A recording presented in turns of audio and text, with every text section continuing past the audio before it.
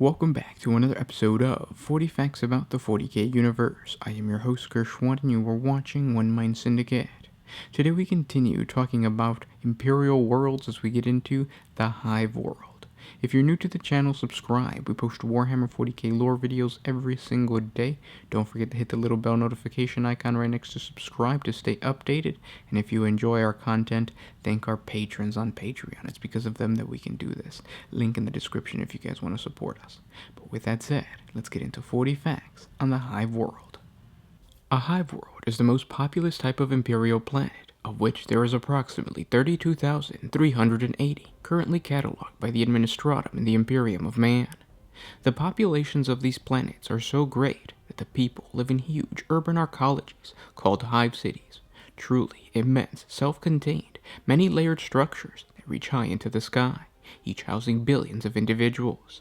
Hive worlds often provide much-needed industrial labor, their manufactorums producing mountains of war material and other goods to meet the Imperial Tide's demands. Perhaps even more valuable is what at first glance seems to be a byproduct of the monolithic hive city's design. The population of any given world approximately doubles every 100 years, with each hive housing between 10 to 100 billion people and 5 to 20 hives per planet. The sheer number of Imperial citizens on a hive world is staggering, and each of those citizens is a potential soldier for the Emperor's already vast armies. Hives manufacture far more than mere steel and silica. They are vast factories of the most useful possible resource, people. Almost every recruit into the Imperial Guard from a hive world will already know how to handle a weapon. For the most part, hive worlds have hive cities that have been built up over thousands of Terran years, in many cases stretching back into the Dark Age of technology, long before the founding of the Imperium. Hive cities are layered constructions of rockcrete and adamantium, comprising of thousands of residential and industrial blocks, leveraged on top of each other, forming a massive, man-made mountain, usually capped by a crown of great spires that stretches thousands of meters into the sky. Hive cities are worlds unto themselves, where the populace has never seen the rest of their planet, and concepts such as the ground and sky are completely alien. There are entire regions inside of a hive city, blocked off by the ruins of sections, or layers that have collapsed or been built over. These ruined areas of the hive often hide treasures beyond price, archaeotech hoards, ancient stores of advanced technology, saved in the caches on many hive worlds during the upheavals of the Age of Strife, to preserve the technological wonders that existed during the Dark Age of technology. Most hive cities are organized into similar zones, starting with the outskirts of the hive. This is the area surrounding the hive walls, where Imperial citizens try their best to make a living. While not as a terrible place to live as the Underhive, the outskirts carry with them a terrible risk.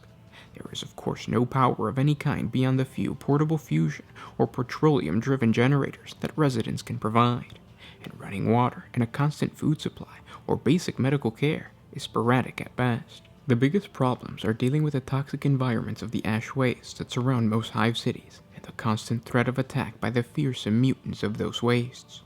Yet the people of the outskirts are also free to live their lives outside the rigid confines of social class and imperial decorum that constrains all the people of the hive city, high and low-born alike, or the struggle of an all against all that defines the short and brutal lives of most underhivers.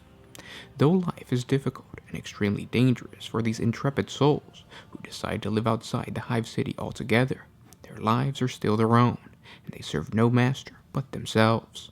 Piercing into the hive city and starting at the very bottom is the Underhive. This is the region of the hive city where the poorest of the poor and those citizens of the hive city who had been exiled for committing crimes or for political reasons live. In the Underhive, there is no law except for that created by the gangs that rule their dark ghettos. The Underhive is a difficult place to live, where the power has long been turned off by the hive city's authority, and the only rule is that might makes right. All manner of crimes and atrocities go unpunished every day in the seething, violent anarchy of the Underhive. Working technology is the only real currency that matters, and the recovery of the right equipment can transform a lowly ganger into the ruler of all he knows. That is until he is displaced by someone bigger, stronger, smarter, or just possessed of a working las cannon. To truly understand how savage these places can be, one just needs to look at the Imperial world of Desalum. In the Underhive, where the sanctuaries refrained from patrolling, there was no law other than the barrel of a gun. Here the gangs rule, countless bands of deadly fighters who have carved out a territory in the depths of their own. Through brute force, vicious cleverness, and a ruthless willingness to do whatever is in need to survive, they have become a powerful force in the Hive, with dark legends that have spread even beyond the Desalum system. They are generally skilled urban fighters, and Imperial Guard imprisonment sweeps often target them for recruiting for new Oatsman Grenadier regiments. Should they ever truly unite behind a single goal or leader, the gangs could overrun the Hive in a day, the planet in a week. While they rule the lower reaches, those gangs seeking greater power seek the patronage of one of the greater houses of the consortium. And over the centuries, a reciprocal arrangement has been forged between factions that would appear to have little reason to peacefully coexist. Gang and house become linked, and turf or trade wars fought between gangs become proxy contests between the greater houses. A defeated gang leader might never know that his skirmished failure has cost his patron house such prestige that its fortune might not recover for generations. In the consortium, the gangs find a source of funding and support they would otherwise have no means of accessing. Bonded gangers are occasionally allowed into the main hive, where they find still more resources, as well as markets for stolen wares and archaeotech treasures from the dark. In the gangs, the greater houses of the consortium find servants to perform private tasks that houses cannot publicly sanction, from assassination to smuggling. But not all gangs are sponsored by members of the consortium in this way. Some are simply banded together for survival or common interest. Religious sects too troublesome for the life above, necrocultists, heretical worshippers, tech gangs operating under the order of an insane or obsessed tech priest, expelled sanctuaries who know that anywhere else they would be killed outright, dissolute nobles and their retainers struggling to survive. All these and more fight for survival in the infernal depths of the Underhive. The people of the Underhive rule through fear and shun those rich and working class alike who live above them in the better levels of the Hive. Lying just above the Underhive is the Lower Hive. It is comprised of the city's industrial sectors and working-class residential housing. The people of this level make up the majority of many of the Hive city's population, and are responsible for maintaining and operating the Hive's manufactorums and power plants to keep the rest of the Hive fed, clothed, and productive. Even though the Lower Hive is home to a massive fusion plasma generator that provides the entire Hive city's power production, the people of the Lower Hive must pay a premium for every watt of power they consume. This means that very few people in the Lower Hive can afford any luxuries. In general, the people of the Lower Hives do their work, raise their families as best they can, and seek to keep clear of the schemes of the upper classes, maintaining a deep, if simple faith in the Emperor and the Imperial cult, and above all, grateful that they do not live in the Underhive.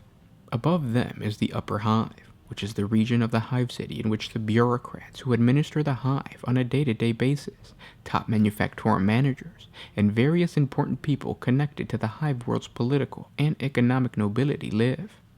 The residents in this habitat level are better. Space is abundant. Power is free for all. Life is much easier here than in the lower levels, and this level's people might be considered middle class or even upper middle class on the imperial socio-economical scale. And finally lies the spires. The Hive spires are the furthest from the horrors of the lower levels, and as such are the most luxuriously outfitted, serving as the homes for the wealthiest and most powerful people in the city, including the planetary imperial nobility, the wealthiest merchants, industrial barons, and any visitor of importance from off-world. Some Hive spires pierce through the cloud barriers of their world, providing a stunning vista of the planet to watch over. The spires provide plentiful food, power, and the most advanced medical care available. Every family in the spire has access to what is essentially the Hive city's equivalent of a mansion or villa. But in some ways, the spires are even more dangerous than the Underhive due to the political schemes that are hatched and carried out there. In the Underhive, you may be murdered for a piece of bread, but in the spires, your enemies may seek to steal your very soul. As a result of all of these lives living in the various zones, each hive creates millions of metric tons of trash and industrial waste that is directly pumped out into the surrounding world's environment. Given the massive population of most hive worlds, this means that their surfaces are usually reduced to industrial wastelands, covered in toxic deserts, where nothing can live or grow except for the hardy mutants who call these ash wastes home. Sadly for Hive Worlders, these mutants make their way into the Underhive. For those afflicted by mutation, hope is a luxury long since cast aside. It is a constant problem in the Imperium, often the results of toxic manufacturing by products and ancient radiation hazards deep in the hives. Hivers are taught from birth to hate and shun the mutant, a common decree from the pulpit. They know that mutation is an outright sign of an evil nature, a punishment, and a mark of sin. The touch of chaos and exposure to the warp causes mutations as surely as any toxic hazard. No matter the source, a hiver with a minor mutation might attempt to hide it and go about his life, but always know, even his family would turn on him should they discover the truth. Mutants are common in the Underhive, where dangerous environmental pollutants combine to result in horrifically unstable genes. Entire mutant populations gather and thrive in these dark reaches. Certain manufactorums in the lower high levels, collectively degenerated as blighted factories, tolerate mutants among their workforce. Even by hive standards, these laborers are treated brutally. Within the main hive, mutants must be cautious, as wandering into the wrong hab might get them attacked and burned alive. It is no surprise that many discard their oaths and flee down hive. Isolated in the dark, they often become the flesh-eating monsters that hivers assume them to be. Down in the Underhive, you always have a collection of individuals or cults that center around the mutations of the flesh, such as the Callers of Sorrow, who offer a natural home for mutants whose deformities are an obvious symptom of the hive's decay, and hail them as blessed flesh-bent. Mutants are motivated to join these cults because of the hatred they feel for the hive that persecuted them. Others simply to be amongst like-minded souls and individuals who care not for or even celebrate their mutations. Worse still are those who become mutants in the course of the service of these cults, who are often cults of Nurgle. As cult members partake further in the worship of the Lord of Decay and the rituals of the Warp, their flesh rebels at the unnatural influence of the Immaterium. Many cultists view these mutations as blessings from the gods of chaos, and as they pay their respect to the Lord of Decay, the gifts often include withering tentacles, jointed eye stalks, extra heads, bestial features, or crowns of flickering balefire. Some are grotesquely altered creatures, beyond even the horrifics of mutant wretches. With no place in society, it is natural that they flock to the chaos cults. While some retain their minds, at least as much as the servants of chaos can, others are afflicted by madness and mental decay. They are often a great asset to the cult for their ferociousness in battle, but a little use otherwise. Depending on the nature of their physical mutation, such dim-witted or insane creatures might be given a place of respect amongst the cult. Known as favored by the Father, their nonsensical ramblings are taken as prophecy, and they act as advisors to the cult leadership. Some mutants grow to inhuman size, their profane nature marked by impossible masses of muscle and dense flesh. The cults actively seek out these creatures for their sheer physical bulk, their misshapen bodies, a reflection of their pestilent father's corrupted bounty. The mutants known as necrophages are hideous creatures who have taken on diseased and even necrotic appearances. In the most extreme cases, they must even feed on human flesh to sustain their own decaying forms. They are especially favored within cults, who see them as the most blessed of Nurgle's mortal children. The mutants, known to some as toxers, often thrive amidst the noxious chemical lakes of the dark. These impossible creatures' twisted forms exude blighted chemicals fatal to normal humans, and often house hideous nests of twisted vermin in place of internal organs. Usually found within the highest ranks of these cults are the Psychers, who do not submit to the black ships of the Adeptus Astra Telepathica. They are universally dangerous, for even the least of them can still be the doom of an entire world. Every unprotected mind is a potential gateway through which the demons of the warp can enter reality. Unsanctioned Psychers can hope for no peace in the worlds of the Imperium. Eventually their nature is discovered, and they must fight or flee death by fire at the hands of a fearful mob. Some turn to the dark gods, for chaos promises a path to power and perhaps even safety. A cult is one of the few places where rogue psychers are welcomed. The mutant cults in particular seek them out eagerly. From minor warp callers to terrifying warp priests, they often are used in cult rituals to beseech the Plague Father for new blessings to inflict on their foes. It is always a great benefit for a mutant cult to worship chaos. The ruinous powers reward their followers with all manner of gifts. They twist bodies and minds in ways impossible to imagine, perhaps adding acidic saliva, an exoskeleton of red-hot rocks, or leathery wings. To follow the path of chaos is to accept these gifts, no matter what deformities they bring, for at the end, it is the ultimate blessing of an ascension to a demon prince. There is, however, only so much mortal flesh can withstand before sanity and physical control is forever lost. If a mortal is not transformed into a demon, there comes a time when the mutations become overwhelming and he becomes a spawn of chaos. A spawn is a monstrous sight, each a unique, gibbering mass of tissue that should not possibly live, but still does. Powered through the unholy energies of the dark gods, some might have multitudes of oily tentacles, or have grown insectoid eyes, or even sprouted a new face along their body that screams their pain with each emotion. Mutant cults often have small numbers of spawn chained in the lower depths of their strongholds, where they are worshipped as divine revelations of the power of chaos made manifest. Often the spawns are fed with captured enemies, or set loose to cause terror as part of a large cult action. Aside from these mutant cults, the Hive Worlders who are free of any mutation will still suffer a bleak and often meaningless existence. Hivers are often born into a house or family, with their vocations already decided. Thus, they work endlessly at their task in the factorums and industrial habs of their hive, producing goods to be shipped off-world, or maintaining the many systems of the hive, essential for its survival. Sealed off from the planet outside, they live stacked on hundreds of levels, each one packed with millions of souls, working, eating, and dying without ever venturing beyond the steel caverns of their birth. To be a Hive Worlder is to have grown up amongst overpopulation and artifice, where the sun is only a myth. Unfortunates know only a desperate existence, barely surviving in the dank depths far below the surface, in underworlds where the very air cannot be counted on from one day to the next. For a Hive Worlder, this life is but one cog in a gigantic city machine, living and dying in the same few cubic kilometers in which he was born. Nearly everything is recycled and reused. The air a Hive Worlder breathes, the water he drinks, and the food he eats has been passed through the bodies of countless others, endlessly restored to be consumed once again. When a hiver dies, his duty to the hive and house is not done, and most hives reconstitute their dead. All of his possessions, from the hab room where he lives to the clothes on his back, likewise come from those before him. There is a definite class division in most hives.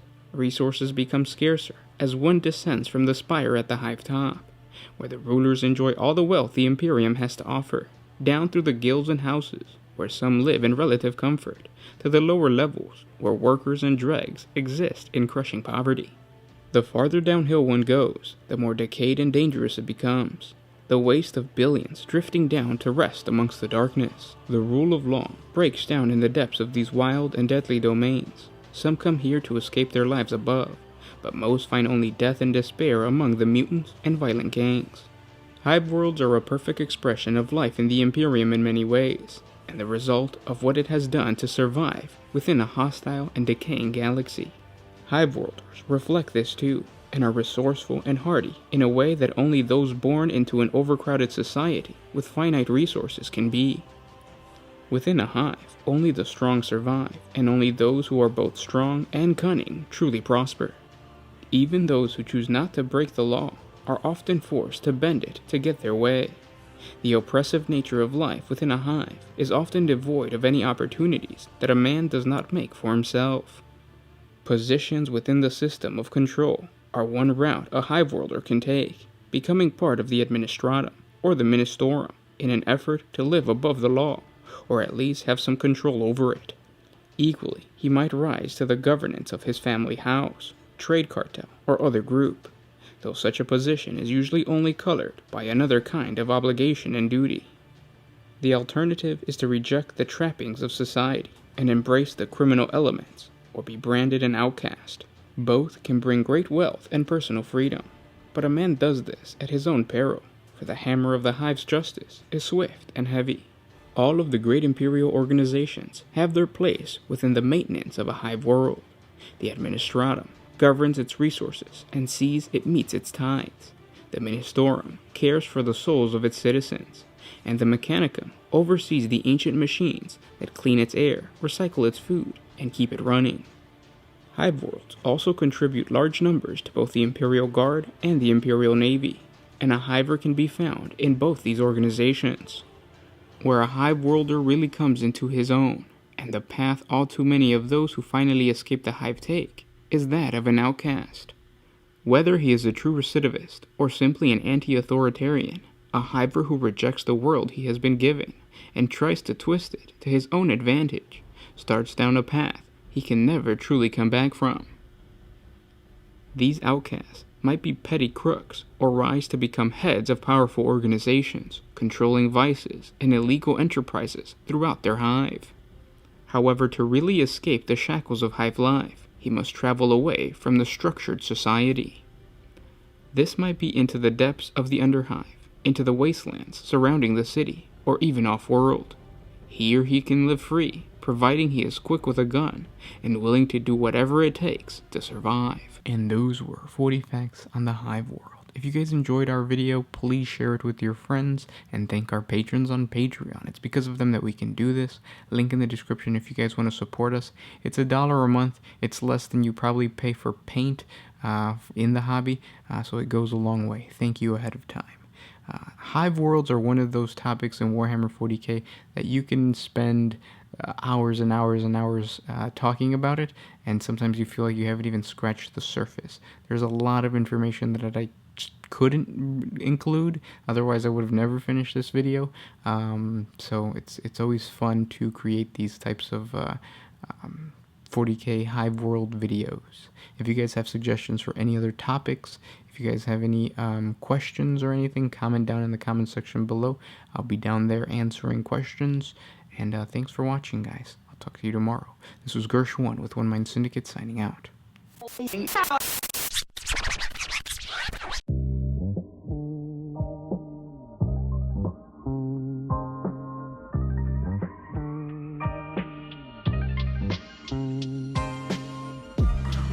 I used to put my